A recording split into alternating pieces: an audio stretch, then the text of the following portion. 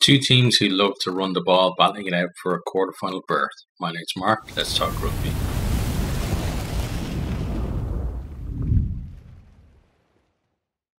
Stomers versus Harlequins is at Newlands in Cape Town, Saturday 1st of April, 3 p.m. BST kickoff. Let's have a quick look at the teams. So for Stormers, you have Willemse, Hartzenberg, Nel, Duplessis, Sanatla, Lebok and Yanchis are the backs. Forwards, Kitsoff, Dweba, Malherba, Van Ryn, Ori, Furi, Dixon and Daimani. On the bench then they have Kotze, Harris, Fuchs, Border, Engelbrecht, Tiunison, DeWet and Blanchis. Harlequins team then is David, Merchant, Northmore, Erzerhazen, Murley, Smith, Kerr in the backs, forwards Marley, Walker, Lowe, Lamb, Herps, Kenningham, Evans and Dombrandt. The replacements Riley, Baxter, Collier, Hammond, Lauday, Jaltema, Allen and Beard. So team news then for the Stormers, Rune Nell comes back in midfield, so pretty strong centre partnership there with himself and Duplessis. It's the second week now that the box contingents are back in the team as well, so you'd expect them to be more up to the pace, but they put in a hell of a performance against Leinster as well. Duplessis, Van Ryn and Fuchs are set to get their 50th cap for the Stormers, while Brock Harris will actually make his 250th appearance for the Stormers / Western Province. Like Western Province are kind of the Stormers organization, I guess, or union. That's the team that they play under in the Currie Cup. So he's obviously represented both teams, 250 appearances in all. For Harlequins then, just one change from the last game against Saracens. Evans is in for the injured Chisholm. Okay, so how did the teams get here? Stormers finished third in Pool B. Harlequins finished sixth in Pool A. Stormers went loss, win. So they lost against Claremont first up, then did the double over the Irish, then beat Claremont in return. Harlequins went loss, win, won their home games against Racing and Sharks, and lost their away fixtures to those teams as well. So they've already, lost in South Africa. So they've got some experience of going down there, but they won't want to repeat the result. Currently, Stormers, though, they are second in the URC, one of the form teams in Europe this season. Harlequins 8th in the Premiership. It's the Stormers' debut year in the competition. Harlequins, they're 3 times Challenge Cup winners, never been past the quarterfinal of this competition, though. They were knocked out at this stage of last year, the round of 16. The last games then the teams played, Stormers with that 22-all draw against Leinster. What a game that was. A great performance from both teams. Really kind of set them up and G'd them up, I think, for today. Like 2 massive games back to back.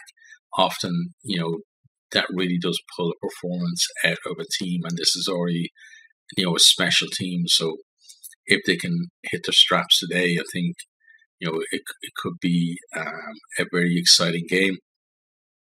For Harlequins, they lost 36-24 to Saracens last time out, so kind of surprised that there's just the one change for them. But I guess at this stage of the season, they probably have a fairly settled side. For the Stormers then, Coach John Dobson was just speaking about kind of honouring the guys who are hitting those, kind of cap numbers before the game, and just about how important they are to the Stormers as a team.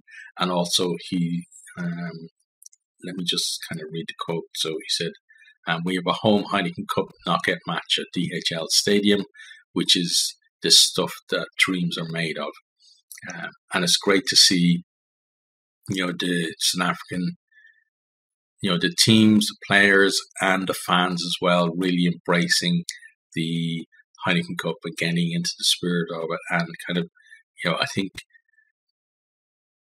think a lot of the South African rugby public have very quickly gotten the kind of history and the gravitas of this competition, and it's great to see.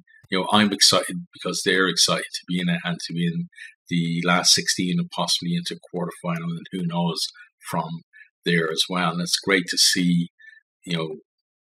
that is kind of infectious when other people are excited about something that you're already excited about as well. It's kind of almost like a feedback loop on it. But for the Stormers, one thing I think to look out for is expect impact from their bench. It's a pretty strong bench, especially Blomkeys and to Unison. Two players, that while the Boks have been out of the team, have really stepped up and performed in the URC for them. They'll want to make it a special occasion for those hitting those special cap milestones, but also everyone else to boot as well.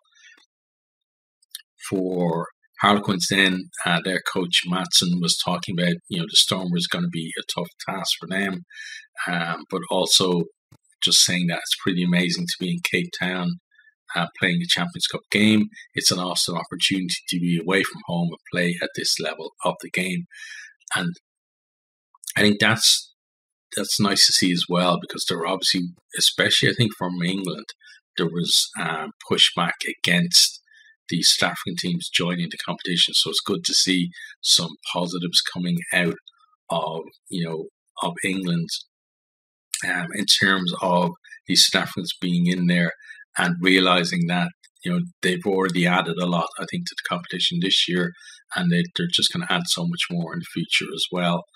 And yeah, they just had such a positive impact on the competition. It's just great to see. In terms of the Harlequins, then, they might be outclassed today by what I think is probably a stronger Stormers team, but they're certainly going to go down swinging.